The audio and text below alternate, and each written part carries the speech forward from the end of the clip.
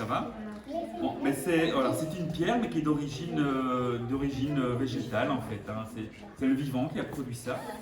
Donc c'est une espèce de grande fête autour de l'histoire de l'électricité. D'ailleurs, le décor, il est inspiré de la fête foraine, parce que les premiers à avoir utilisé l'électricité, ce n'étaient pas des scientifiques, c'était des électriciens magiciens. C'est des gens qui se servaient de tout ça pour faire des spectacles, en fait. Et c'est ça qu'on a voulu redonner dans l'exposition. C'est prêt? Allez, c'est parti.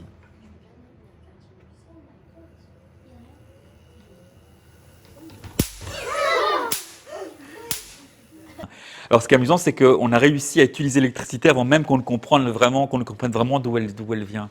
Et donc, suivant l'âge des enfants qui viennent, ben, on va plus ou moins loin dans les explications.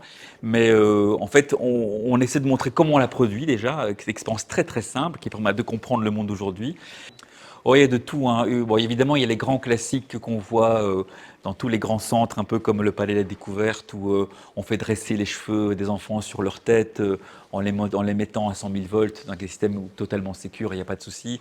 On fait des expériences un peu magiques comme ça, où on attire des objets à distance avec des bouts de paille qui ont été frottés avec de la laine. Ça, c'est les grands classiques d'électricité statique.